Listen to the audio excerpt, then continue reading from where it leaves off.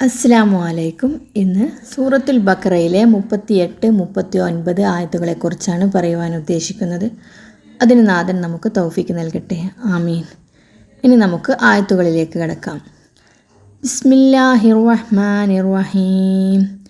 ഖുൽ നഹ്ബിതു മിൻഹാ ജമീഅ ഫഇമ്മാ യഅതിയന്നകും മിന്നി ഹുദൻ ഫമൻ തബിഅ ഹുദായ ഫലാ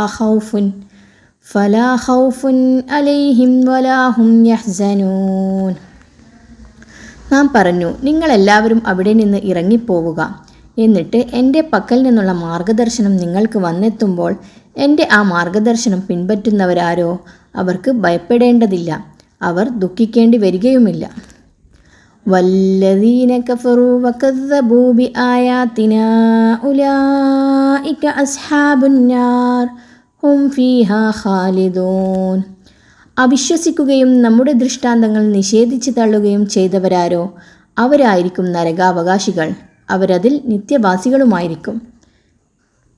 ഇനി ഇതിൻ്റെ വിശദാംശത്തിലേക്ക് കടക്കാം. മനുഷ്യവർഗത്തിൻ്റെ മാതാപിതാക്കളായ ആദം നബിയെയും ഹവ്വ ബീവിയെയും ഭൂമിയിലേക്ക് അയക്കുമ്പോൾ അവർ മുഖാന്തരം മനുഷ്യ സന്താനങ്ങൾക്കാകമാനം വേണ്ടി അള്ളാഹു നൽകിയ മറ്റൊരു അറിയിപ്പാണിത്. നല്ലതും ചീത്തയും, ഗുണവും ദോഷവും, നന്മയും തിന്മയും, സുഖവും ദുഃഖവും കലർന്ന ഒരു ജീവിതമാണ് നിങ്ങൾക്കവിടെ നേരിടാനുള്ളത്. നിങ്ങളുടെ നന്മക്കും ഗുണത്തിനും ആവശ്യമായ മാർഗദർശനങ്ങൾ ഞാൻ നൽകിക്കൊണ്ടിരിക്കും.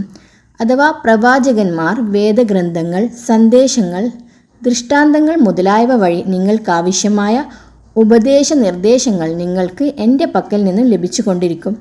ആ മാർഗദർശനങ്ങൾ സ്വീകരിച്ച് അത് പ്രകാരം നിങ്ങളവിടെ ജീവിതം നയിക്കുന്ന പക്ഷം ഇഹത്തിലോ പരത്തിലോ ഭാവിയെക്കുറിച്ച് നിങ്ങൾക്ക് ഒട്ടും ഭയപ്പെടേണ്ടി വരികയില്ല.